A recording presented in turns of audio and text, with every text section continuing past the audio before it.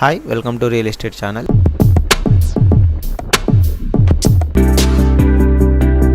స్వతంత్ర దినోత్సవ శుభాకాంక్షలు. బ్రిటిష్ బానిస సంఖ్యలు తెంచి స్వేచ్ఛావాయువులు పీల్చుకునే ఈరోజు మనందరికీ పర్వదినం. మన దేశ అస్తిత్వాన్ని, ఆత్మగౌరవాన్ని మువ్వన్నెల జెండాగా సగర్వంగా ఎగరేసిన ఈరోజు దేశ చరిత్రలో సువర్ణ అక్షరాలతో లిఖించదగ్గ రోజు. ఈరోజు మనం అనుభవిస్తున్న స్వేచ్ఛ, స్వాతంత్రం ఎందరో మహనీయుల త్యాగ ఫలం, సుదీర్ఘ పోరాట ఫలితం, అనేక ప్రాణ త్యాగాలు, అనేక జీవిత త్యాగాల ఫలితం ఈ స్వాతంత్రం. ఎందరో మహామౌల త్యాగాల వెలకట్టలేని బహుమతి ఈ స్వాతంత్రం. అటువంటి మహనీయులందరికీ శిరస్సు వంచి వినమ్రంగా నమస్కరిస్తున్నాను. వారి త్యాగాలను స్మరిస్తూ తెలంగాణ రాష్ట్ర ప్రజల తరఫున వారందరికీ కృతజ్ఞతలు తెలియజేస్తున్నాను. పోరాటం అంటే ఘర్షణ, యుద్ధం, హింస. కానీ ప్రపంచ చరిత్రలోనే ఆయుధం లేని యుద్ధాన్ని మన స్వతంత్ర పోరాటం, అహింసనే ఆయుధంగా మలిచి చేసిన మహాసంగ్రామం మన స్వతంత్ర సంగ్రామం. అహింస అనే ఆయుధంతో ఇంత గొప్ప విజయాన్ని సాధించవచ్చు అని రుజువు చేసి ప్రపంచానికి సరికొత్త యుద్ధ తంత్రాన్ని చూపించిన దేశం మనది. ఆ ఘనత, ఆ కీర్తి జాతిపిత మహాత్మా గాంధీకి దక్కుతుంది. ఈ సందర్భంగా ఆ మహనీయుడి దార్శనికతకు శిరస్సు వంచి నమస్కరిస్తున్నాను. ఈ దేశానికి స్వతంత్రం సాధించడంలో గమ్యం చేరినట్టు కాదు. అప్పుడప్పుడే పురుడు పోసుకున్న ప్రజాస్వామ్య దేశం ఒకవైపు సవలాక్ష సమస్యలు, మరోవైపు దేశ విభజన గాయాలు, ఇంకోవైపు దేశ గుండెలపై సంస్థానాల కుప్పట్లు.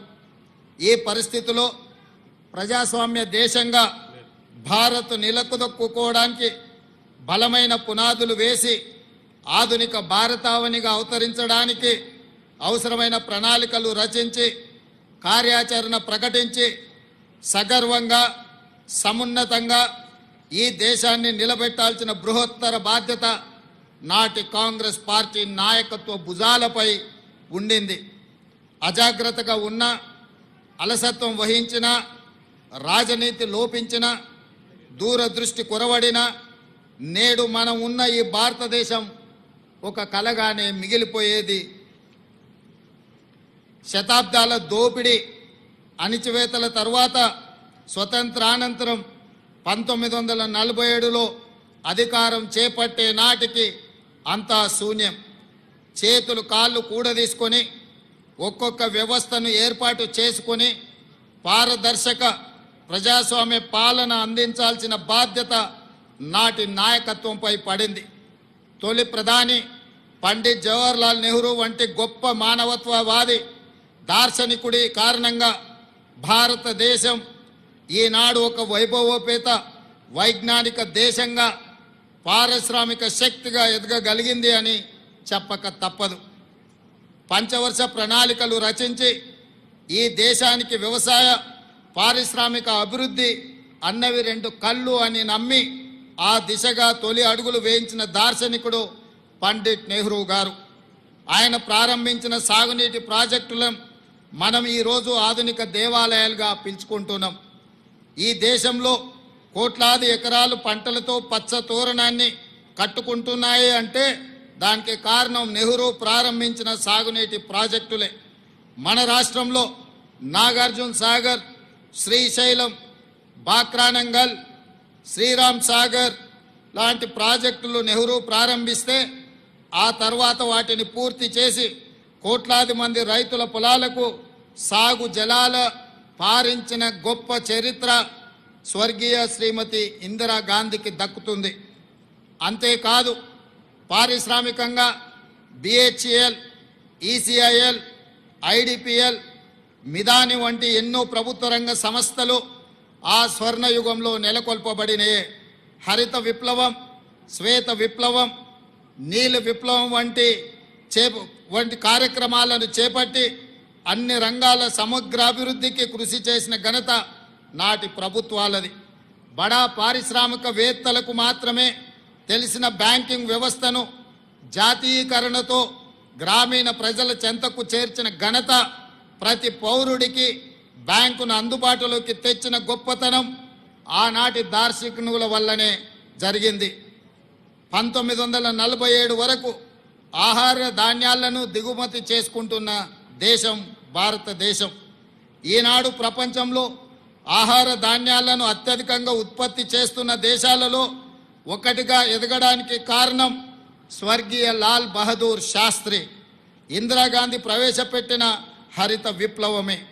ఇందిరాగాంధీ ప్రవేశపెట్టిన 20 సూత్రాల ఆర్థిక కార్యక్రమం ప్రజల సామాజిక ఆర్థిక పునరుజ్జీవనానికి గీటురాయిగా మారింది. స్వర్గీయ రాజీవ్ గాంధీ ప్రధానిగా దేశం టెలికమ్యూనికేషన్స్ రంగంలో విప్లవాత్మక మార్పులకు నాంది పలికారు. అంతరిక్ష అణుశక్తి కార్యక్రమాల్లో స్వదేశీ పరిజ్ఞాన్ని వినియోగించి అతి కొద్ది దేశాల సరసన భారతదేశం ఆనాడే నిలపగలిగారు. స్వర్గీయ రాజీవ్ గాంధీ హయాంలో ఈ దేశానికి సాంకేతిక విప్లవాన్ని తీసుకురాగా ఆ తర్వాత ప్రధానిగా బాధ్యతలు స్వీకరించిన మన తెలంగాణ బిడ్డ స్వర్గీయ పివి నరసింహారావు గారు ఆర్థిక విప్లవాన్ని తీసుకువచ్చి భారతదేశ ముఖ చిత్రాన్ని మార్చివేశారు. ఇట్లా నెహ్రూ హయంలో మొదలైన భారతదేశ విజయ ప్రస్థానం ఇందిరా, రాజీవ్, పివి హయంలో ప్రపంచంలో అగ్రదేశాల సరసన చేరే స్థాయికి ఎదిగింది. స్వతంత్రం సాధనతో పాటు కాంగ్రెస్ ఈ దేశానికి అందించిన సేవలకు ఇవి కొన్ని ఉదాహరణలు మాత్రమే. నేటి ప్రజలు, ఈ తరం యువకులు ఈ వాస్తవాలను గ్రహించవలసిన అవసరము ఉంది. ఈ దేశ ప్రజలకు ఇచ్చిన ప్రతి మాటను నిలబెట్టుకున్న చరిత్ర కాంగ్రెస్ ప్రభుత్వాలది. భక్తి శ్రద్ధలతో ఈ దేశాన్ని పాలించిన చరిత్ర మనది. తెలంగాణ ఆకాంక్షల విషయంలో సైతం ఆ విషయం సమకాలీన సాక్ష్యంగా ఉంది. 2004లో కరీంనగర్ వేదికగా తెలంగాణ ప్రజలకు శ్రీమతి సోనియా గాంధీ గారు మాట ఇచ్చారు. తెలంగాణ ప్రజల మనసు నాకు తెలుసు, వారి ఆకాంక్షలు నెరవేర్చే బాధ్యత తీసుకుంటానని వారు చెప్పారు. జూన్ 2, 2014 తెలంగాణ రాష్ట్ర ఆవిర్భావంతో ఆమె మాట ఇస్తే అది శిలాశాసనం అన్న విషయం మరోసారి రుజువైంది. మా సిద్ధాంతం గాంధీ సిద్ధాంతం, మా వాదం గాంధేయ వాదం. మహాత్ముడి దృష్టిలో స్వతంత్రం అంటే కేవలం రాజకీయ విమోచన మాత్రమే కాదు, ఆర్థిక, సామాజిక, సాంస్కృతిక పునరుజ్జీవనం. సమాజంలో అట్టడుగున ఉన్న అణగారిన వర్గాలకు స్వతంత్ర ఫలాలు అందినప్పుడే మనం సాధించిన స్వతంత్రానికి, మహనీయుల త్యాగాలకి అర్థం ఉంది. అన్ని వర్గాల సర్వతోముఖాభివృద్ధి జరిగినప్పుడే ఈ దేశ ప్రజాస్వామ్యానికి విలువ, గౌరవం పెరుగుతుంది. 4 కోట్ల ప్రజల ఆకాంక్ష, యువత బలిదానాలు, విద్యార్థుల పోరాటాల ఫలితంగా సాధించుకున్న తెలంగాణ రాష్ట్రంలో దశాబ్ద కాలం తర్వాత నిజమైన ప్రజాపాలన మొదలైంది. నాటి బ్రిటిష్ దాస్య శృంఖలాల నుండి దేశం ఏ విధంగా అయితే విముక్తి చెందిందో అదే స్ఫూర్తితో, అదే పోరాట పటిమతో అంతిమ పోరాటం చేసి డిసెంబర్ 3, 2023న స్వేచ్ఛ స్వాతంత్రాన్ని పొందాం. ఇప్పుడు రాష్ట్రంలో ప్రజల చేత, ప్రజల కొరకు ప్రజలు ఎన్నుకున్న ప్రజాప్రభుత్వం కొలువై ఉంది. తొలిసారి రాష్ట్రంలో ప్రజాస్వామ్యబద్ధ పాలన జరుగుతూ ఉంది. గడిచిన 10 ఏళ్లుగా తెలంగాణ కోల్పోయిన స్వేచ్ఛను పునరుద్ధరించడమే మా ప్రభుత్వం తొలి ప్రాధాన్యతగా భావించాం. భౌతికంగా కంచెలు తొలగించడమే కాదు, మానసిక బానిసత్వ సంఖ్యలు తెంచేశాం. భౌతికంగా పాలకులు తప్పు చేస్తే నిలదీసే స్వేచ్ఛ ఈరోజు తెలంగాణలో ఉంది. పరిపాలనలో లోటుపాట్లు ఉంటే సూచనలు, సలహాలు స్వీకరించే సౌలభ్యం కల్పించాం. ప్రతి నిర్ణయంలో ప్రజాహితాన్ని చూస్తున్నాం. లోతైన సమీక్షలతో మంచి చెడులను విశ్లేషించి మెజారిటీ వర్గాల ప్రయోజనాలే ప్రామాణికంగా పాలన చేస్తున్నాం. ఇంతటి వ్యవస్థలో లోటుపాట్లు ఉండవచ్చు. మా నిర్ణయాలలో తప్పు జరిగితే సరిదిద్దుకుంటున్నాం. ఎవరైనా తప్పుడు ఆరోపణలు చేసినప్పటికీ సంవయనం పాటిస్తున్నాం. ఇది ప్రజాస్వామ్యం అన్న స్ఫూర్తితో పాలన చేస్తున్నాం. ఎన్నికల సందర్భంలోనే చెప్పాం, మేము అధికారంలో వస్తే రాష్ట్రంలో 7వ గ్యారెంటీగా ప్రజాస్వామ్యాన్ని పునరుద్ధరిస్తామన్నాం. ఈరోజు అక్షరాల అది చేసి చూపిస్తున్నాం. ఇచ్చిన మాట ప్రకారం ప్రజాపాలన సాగిస్తున్నాం. ప్రజలందరికీ సామాజిక న్యాయం, సమాన అవకాశాలు కల్పించాలన్నది మా ప్రభుత్వం యొక్క లక్ష్యం. రాష్ట్ర ఆవిర్భావానికి దశాబ్ద కాలం పూర్తయిన సందర్భంగా ఇటీవలనే దశాబ్ది వేడుకలను ఘనంగా జరుపుకున్నాం. ఈ ఉత్సవాల సందర్భంగా అమరుల ఆశయాలు, ప్రజల ఆకాంక్షలు నెరవేర్చే దిశగా సాంస్కృతిక పునరుజ్జీవనం, ఆర్థిక పునరుజ్జీవనానికి సంబంధించి ప్రభుత్వం కీలక నిర్ణయాలు తీసుకుంది. తెలంగాణ సాధించుకొని దశాబ్ద కాలమైన రాష్ట్ర గీతం లేని పరిస్థితి మొన్నటి వరకు ఉన్నది. ప్రముఖ ప్రజాకవి అందరిశ్రీ రాసిన జయ జయ హే తెలంగాణ గీతాన్ని రాష్ట్ర గీతంగా ప్రకటించి ఆ లోటును భర్తీ చేశాం. తద్వారా సాంస్కృతిక పునరుజ్జీవనానికి నాంది పలికాం. తెలంగాణ రాష్ట్ర పేరును సూచించే సంక్షిప్త అక్షరాల విషయంలో టీఎస్ స్థానంలో టీజీని ప్రభుత్వం పునరుద్ధరించింది. ఇది ప్రజల యొక్క ఆకాంక్ష. మా ప్రభుత్వం అధికారం చేపట్టే నాటికి రాష్ట్ర ఆర్థిక వ్యవస్థ విధ్వంసమై ఉంది. గత 10 సంవత్సరాలలో తెలంగాణ రాష్ట్ర ప్రభుత్వ అప్పు దాదాపు 10 రెట్లు పెరిగింది. రాష్ట్ర ఆవిర్భావ సమయంలో 75,577 కోట్ల రూపాయల అప్పుగా ఉన్నా గత ఏడాది డిసెంబర్ నాటికి దాదాపు 7 లక్షల కోట్ల రూపాయలకు చేరింది. దీనిపై శ్వేతపత్రం కూడా విడుదల చేశాం. దయానీయ స్థితిలో ఉన్న రాష్ట్ర ఆర్థిక వ్యవస్థకు స్వస్థత చేకూర్చడం కోసం ఆర్థిక పునరుజ్జీవనం అవసరమని భావించాం. ఆ దిశగా రాష్ట్ర అప్పులను రీస్ట్రక్చర్ చేయించే ప్రయత్నంలో ఉన్నాం. ఇటీవల అమెరికా పర్యటనలో ప్రపంచ బ్యాంకు అధ్యక్షుడితో సమావేశమయ్యాం. తక్కువ వడ్డీలతో రాష్ట్ర అభివృద్ధికి అవసరమైన నిధులు సమకూర్చుకునే అంశంపై మా మధ్య సానుకూల చర్చలు జరిగాయని చెప్పుకోవడానికి సంతోషిస్తున్నాను. గతంలో మాదిరిగా అధిక వడ్డీలతో అప్పులు తెచ్చి రాష్ట్ర ప్రజల నెత్తిన మోయలేని భారం మోపే పనులను మేము చేయబోము. ఆర్థిక అవరోధాలు ఉన్న ప్రతి ఇంట సౌభాగ్యాన్ని నింపాలనే మహాసంకల్పంతో రూపొందించిన అభయ హస్తం హామీలన్నీ తూచా తప్పకుండా అమలు చేసే ప్రయత్నం చేస్తున్నాం. ప్రభుత్వంలో మేము కుదురుకోక ముందే, ఆర్థిక పరిస్థితిని అంచనా వేసుకోక ముందే హామీ ఇచ్చిన 6 గ్యారెంటీలలో 2 గ్యారెంటీల అమలును ప్రారంభించిన ఘనత ఈ ప్రజా ప్రభుత్వానిది. బాధ్యతలు స్వీకరించిన 48 గంటల్లోనే 2 గ్యారెంటీలను అమలు ప్రారంభించి చరిత్ర సృష్టించాం. ఆడబిడ్డలకు తొలి ప్రాధాన్యత ఇస్తూ ఆర్టీసీలో ఉచిత ప్రయాణ సౌకర్యాన్ని కల్పించాం. ఈ పథకం ద్వారా జూలై ఆఖరు నాటికి మహిళలకు 2,351 కోట్ల రూపాయలు ఆదా చేయగలిగామని సగర్వంగా చెప్పగలను. రాష్ట్రంలో వైద్యం అందక ఏ ఒక్క ప్రాణాలు పోకూడదన్నది మా ప్రభుత్వ ఆశయం. ఈ రాష్ట్రంలో నిరుపేదల సైతం కార్పొరేట్ ఆసుపత్రికి వెళ్ళి ఖరీదైన వైద్యాన్ని పొందాలన్న లక్ష్యంతో ప్రజా ప్రభుత్వం అధికారంలోకి రాగానే ఆరోగ్యశ్రీకి పూర్వ వైభవాన్ని తెచ్చే ప్రయత్నం మేము చేశాము. గతంలో కాంగ్రెస్ ప్రభుత్వమే ఈ పథకాన్ని ప్రవేశపెట్టింది. దీనిని మరింత పటిష్టంగా అమలు పరిచేందుకు ఆరోగ్యశ్రీ కింద ఉచితంగా అందించే వైద్య చికిత్సల పరిమితిని 5 లక్షల నుండి 10 లక్షల రూపాయలకు పెంచాం. కొత్తగా 163 చికిత్సలను ఈ పథకంలో చేర్చాం. మొత్తం 1835 చికిత్సలకు 10 లక్షల రూపాయల వరకు ఉచిత వైద్యం అందుతుంది. ఆరోగ్యశ్రీ ప్యాకేజీల ధరలను 20% పెంచాం. అవయవ మార్పిడి సహా ఆధునిక చికిత్సలను అందుబాటులోకి తీసుకువచ్చాం.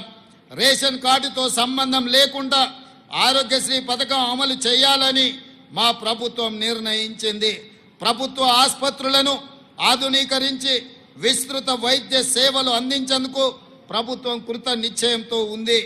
రాష్ట్రంలో ప్రతి ఒక్కరికి ప్రత్యేక గుర్తింపు సంఖ్య గల డిజిటల్ హెల్త్ ప్రొఫైల్ కార్డు జారీ చేసే విధానాన్ని త్వరలో ప్రారంభిస్తాం.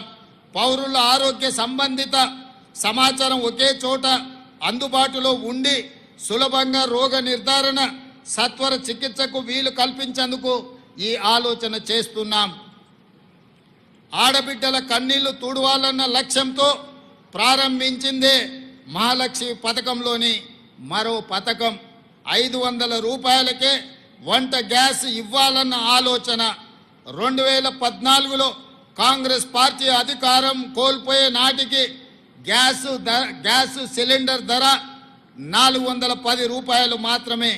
10 ఏళ్లలో దానిని 1200 రూపాయలకు పెంచిన పాలన మీరు చూశారు.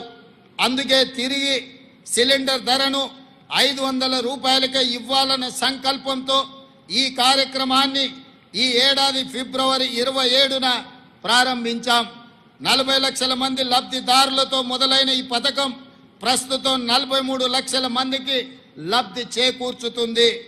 సబ్సిడీ కింద లబ్ధిదారులు ఉపయోగించిన 61,77,933 సిలిండర్లకు గాను 204 కోట్ల రూపాయలను ప్రజా ప్రభుత్వం చెల్లించింది.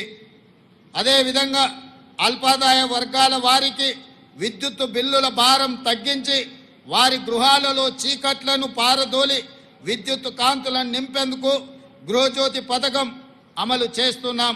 200 యూనిట్ల కంటే తక్కువ విద్యుత్ వాడే ప్రతి ఇంటికి ఉచిత వెలుగులు పంచుతున్నాం. ఈ పథకాన్ని 2024లో ప్రారంభించాం.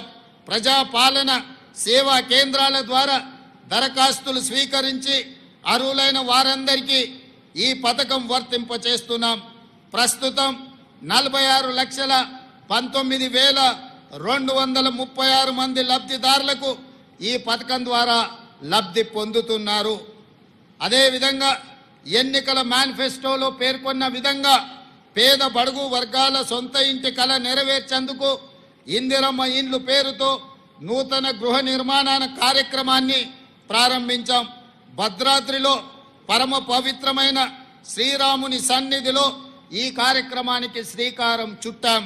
ఈ పథకం ద్వారా ప్రతి నియోజకవర్గంలో కనీసం 3,500 ఇళ్ల చొప్పున ఈ ఆర్థిక సంవత్సరంలో 4,50,000 ఇళ్ల నిర్మాణం లక్ష్యంగా పెట్టుకున్నాం. ఈ పథకం కింద పేదల ఇల్లు కట్టుకోవడానికి 5 లక్షల రూపాయలు ప్రభుత్వం ఉచితంగా చెల్లిస్తుంది. అదేవిధంగా మిత్రులారా, మా ప్రభుత్వ ఎజెండాలో వ్యవసాయ రంగం అత్యంత ప్రాధాన్యత అంశంగా ఉంది. అందుకే ఇటీవల బడ్జెట్లో వ్యవసాయ అనుబంధ రంగాలకు భారీ మొత్తంలో 72,659 కోట్ల రూపాయలు కేటాయించాం. ఆహార ధాన్యాలతో సహా వివిధ పంటల ఉత్పత్తుల దిగుబడులను పెంచడం ద్వారా రైతన్నల ఆదాయం పెంచేందుకు మా ప్రభుత్వం కృషి చేస్తుంది. రైతులకు కావలసిన ఎరువులు, విత్తనాలు ప్రాథమిక వ్యవసాయ సహకార పరపతి సంఘాల ద్వారా పంపిణీ చేస్తున్నాం. ఈ ఏడాది వానకాలం పంటకు జూలై 24 నాటికి 11,85,000 మెట్రిక్ టన్నుల ఎరువులు పంపిణీ చేశాం. ఇప్పటికీ ఇంకా 10,65,000 మెట్రిక్ టన్నుల ఎరువులు అందుబాటులో రైతులకు ఉన్నాయి. అదేవిధంగా రాష్ట్రంలోని రైతాంగం నేడు అతిపెద్ద పండగ జరుపుకుంటుంది. ఇంతకాలం రుణభారంతో బతుకు భారమై తెలంగాణ రైతన్నలు నేడు తల ఎత్తుకొని దర్జాగా తిరిగే రోజులు వచ్చాయి.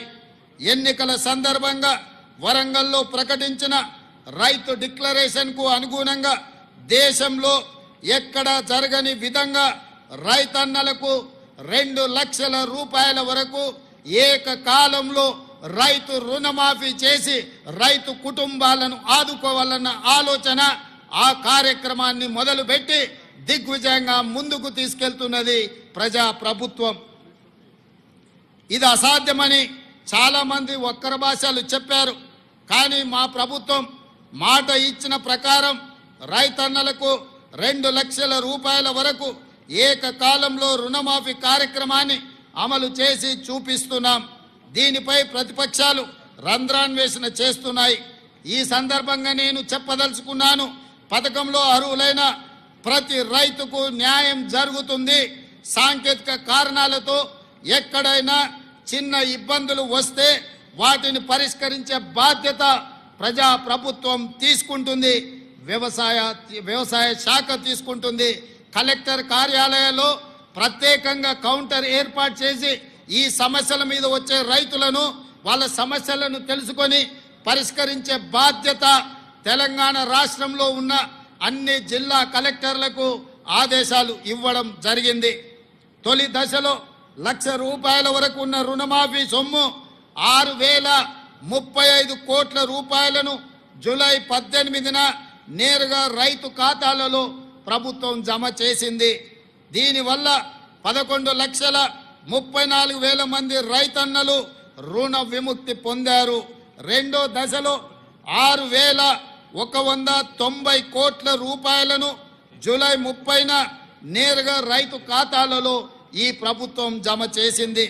దీనివల్ల 6,40,823 మంది రైతన్నలు రుణ విముక్తి పొందారు. కాగా 2 లక్షల రూపాయల వరకు గల రుణాలను ఈరోజు మాఫీ చేసుకోవడం ద్వారా ఒక అద్భుత ఘట్టాన్ని మనం ఆవిష్కరించుకోబోతున్నాం. దేశానికి స్వతంత్రం వచ్చిన రోజే తెలంగాణ రైతుకు ఆర్థిక స్వతంత్రం వచ్చిందని ఘనంగా చెప్పుకునే రోజు ఈ రోజు. ఈ కార్యక్రమంతో మా జన్మ ధన్యమైందని మేము భావిస్తున్నాం. ఎందుకంటే దేశానికి పట్టెడు అన్నం పెట్టే అన్నదాత సుఖ సంతోషాలతో ఉంటే అందించాలన్నది మా ప్రభుత్వం యొక్క సంకల్పం. గతంలో అమలు జరిగిన రైతు బంధు పథకం కింద ఎకరాకు ప్రతి సంవత్సరానికి 10,000 రూపాయలు మాత్రమే ఇచ్చారు.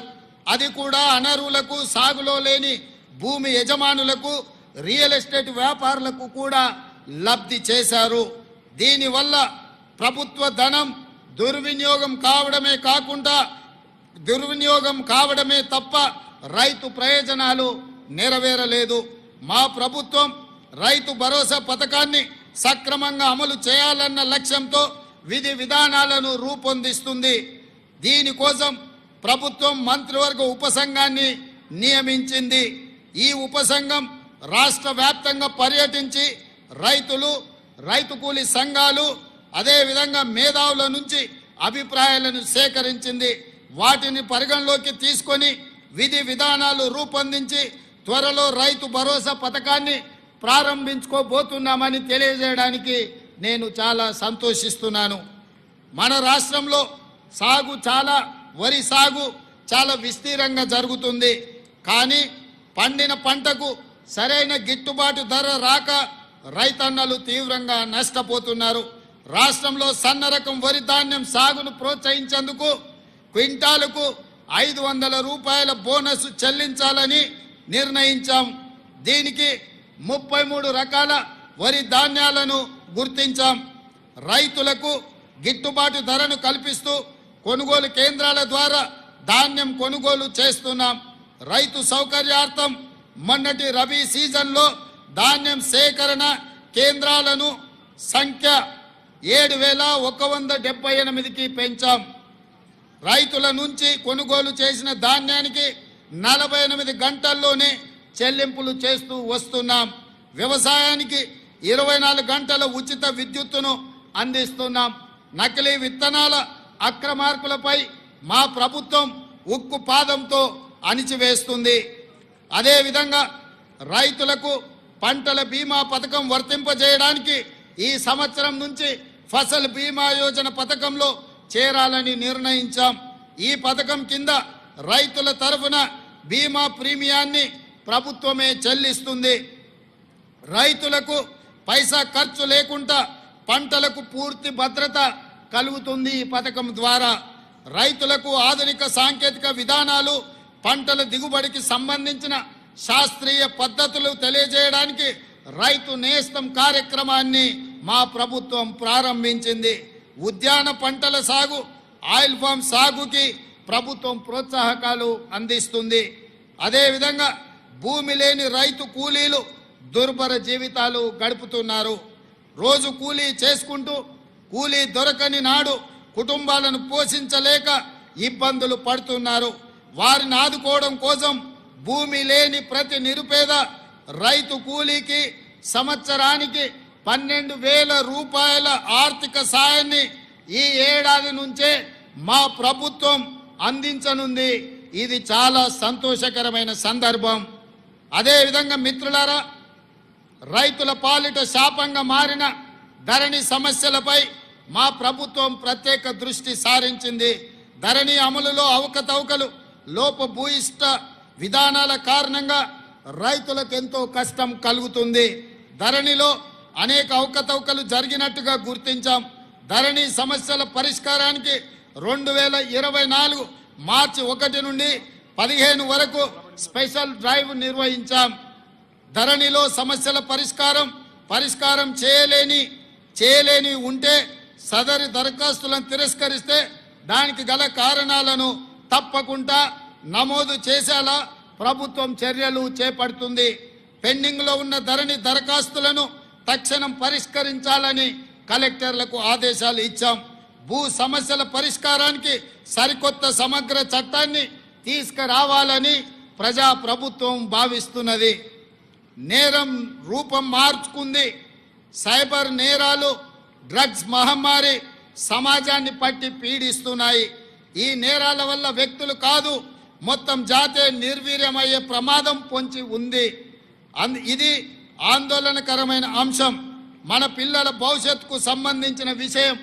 అందుకే రాష్ట్రంలో డ్రగ్స్ మాట కనపడకూడదని కఠినమైన నిర్ణయాలను మా ప్రభుత్వం తీసుకుంటున్నది. డ్రగ్స్ నివారణకు జీరో టాలరెన్స్ పద్ధతిని మా ప్రభుత్వం అనుసరిస్తున్నది. తెలంగాణ మాదక ద్రవ్య నిరోధక సంస్థ టీజీ న్యాప్ బలోపేతం చేశాం. సైబర్ మోసాలు, నేరాల బారిన పడిన వారికి సత్వర సహాయం అందించేందుకు 1930 పేరుతో 24 గంటలు పనిచేసే కాల్ సెంటర్ని ఏర్పాటు చేశాం. రాష్ట్రంలో విద్యా వ్యవస్థను మెరుగుపరచడానికి త్వరలో విద్యా కమిషన్ను ఏర్పాటు చేయాలని మా ప్రభుత్వం నిర్ణయించింది. అంగన్వాడీలను ప్రీ ప్రైమరీ స్కూల్స్గా మార్చబోతున్నాం. ప్రాథమిక పాఠశాలలు మొదలు విశ్వవిద్యాలయాల వరకు నాణ్యమైన విద్యా బోధన, నైపుణ్య శిక్షణ, ఉపాధి కల్పనకు ఒక మిషన్ మోడ్లో పని చేయాలని మా ప్రభుత్వం నిర్ణయించింది.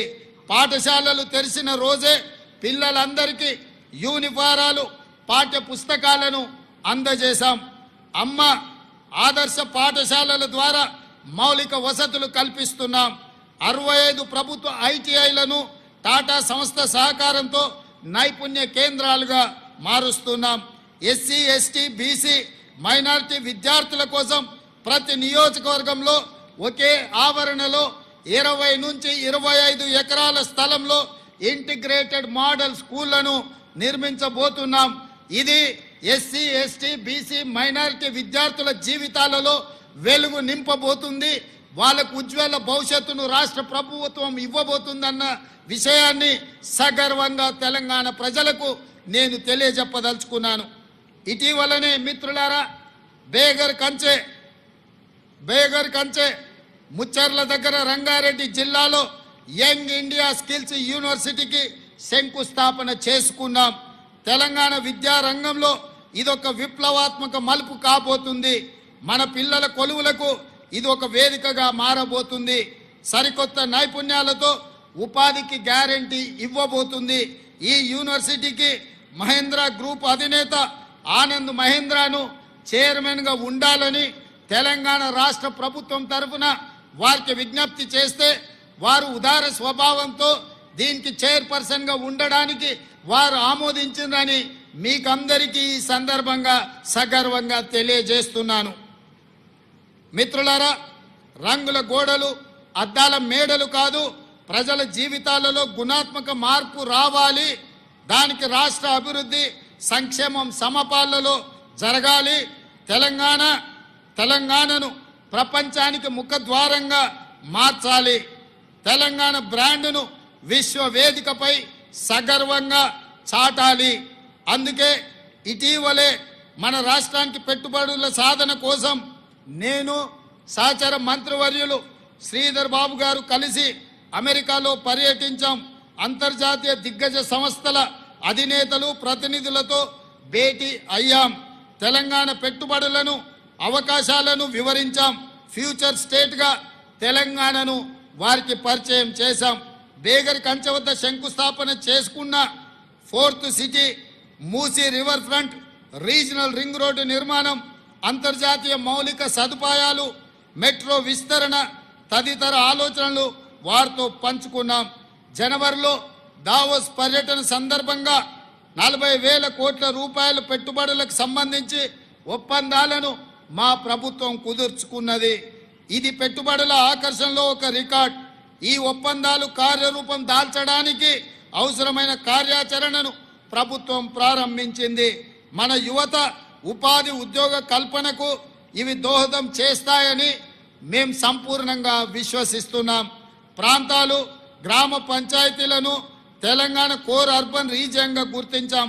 దీని పరిధిలోని ప్రభుత్వ ఆస్తులు, చెరువులు, పార్కుల కబ్జాలకు గురికాకుండా Hyderabad disaster response and estate protection agency HYDRAA పనిచేస్తుంది.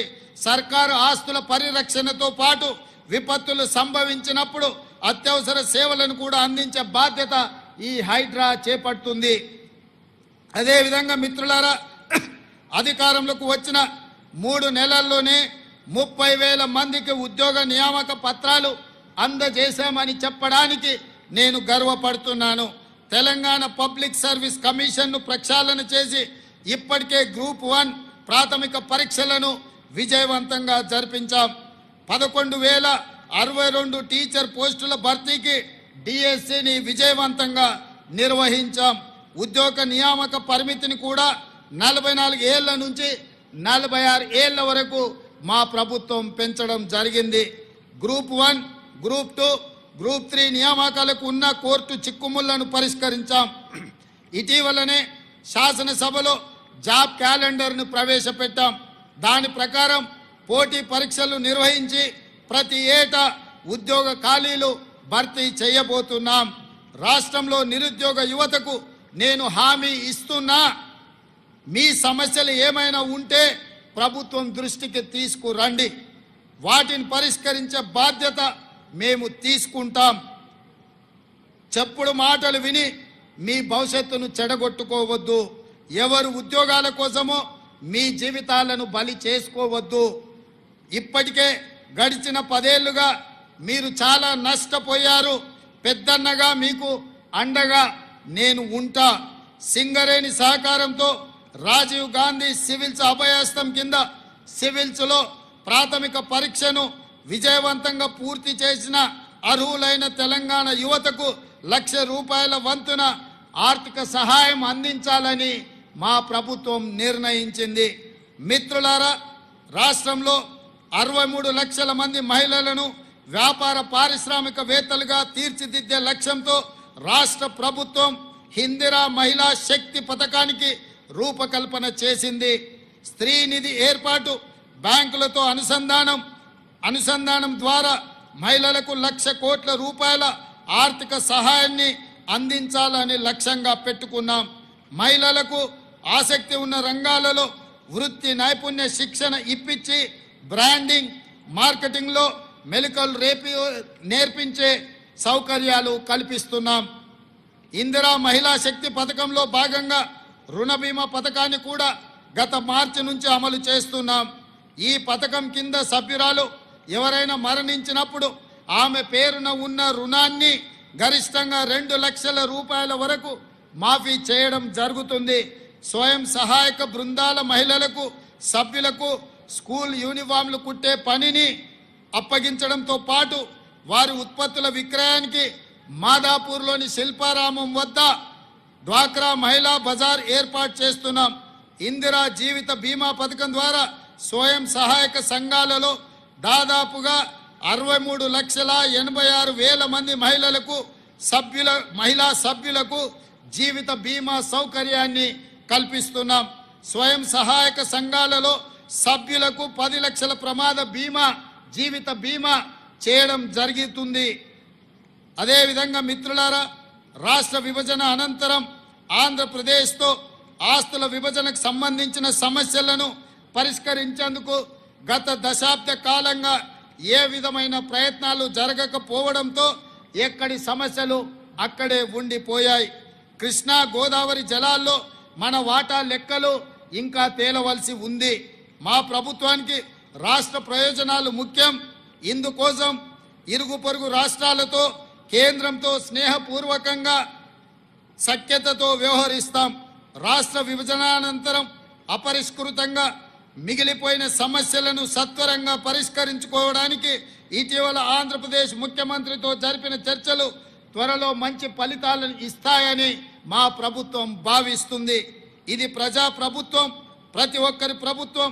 స్వేచ్ఛకు ప్రాధాన్యత ఇస్తూ ప్రజాస్వామ్య విలువలను గౌరవిస్తూ సంక్షేమానికి పెద్దపీట వేస్తూ విశ్వ వేదికపై తెలంగాణను సగర్వంగా నిలిపే పాలన శక్తి వంచన లేకుండా కృషి చేస్తామని హామీ ఇస్తూ దీనికి ప్రతి ఒక్కరూ సహకరించాలని కోరుతూ మరొక్కసారి అందరికీ స్వతంత్ర దినోత్సవ శుభాకాంక్షలు.